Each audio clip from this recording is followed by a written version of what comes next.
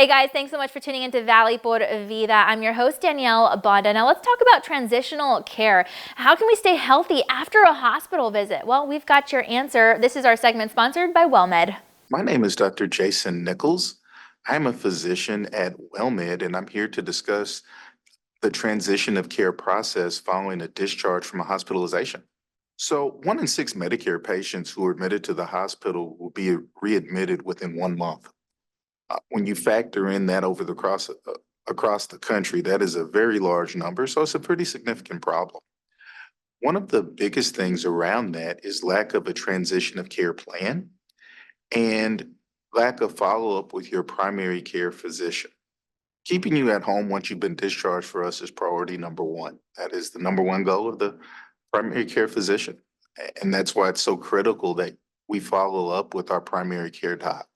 They can help us navigate this complex system. They can help with scheduling and/or discussing with your subspecialists so they can get appointments there, but also discuss the plan that they have if there have been any subsequent changes.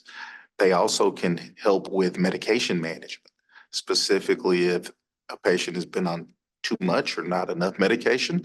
That is the number one cause of readmission within the first 72 hours of discharge.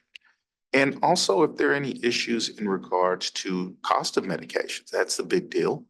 They can help to find potentially alternatives or come up with some different solutions to make sure that you're able to get those meds if needed. A lot of it's similar to what has already been mentioned, but you definitely want to get in with your primary care doc as quickly as possible. You want to make them aware of the reason that you were there in the ER or urgent care, and also what treatments occurred, if any, and any changes to medications. Because again, the goal is to make sure that you don't have to go back. And especially if you're a patient with multiple chronic conditions, you can have a lot of drug-to-drug interactions, and that can make one of your chronic conditions even worse.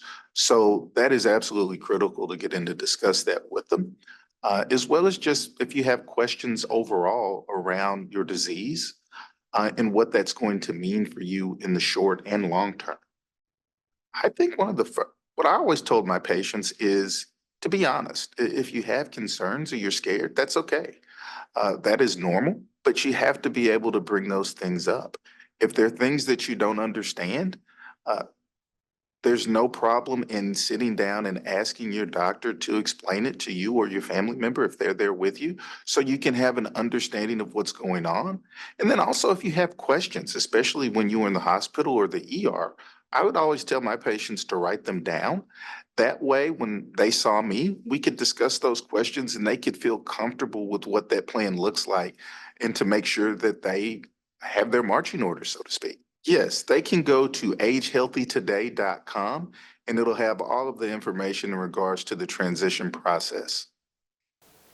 All right, thanks so much. We hope you've been able to learn something. And don't forget, you can visit valleycentral.com for all of the details. We'll see you next time here on Valley por Vida.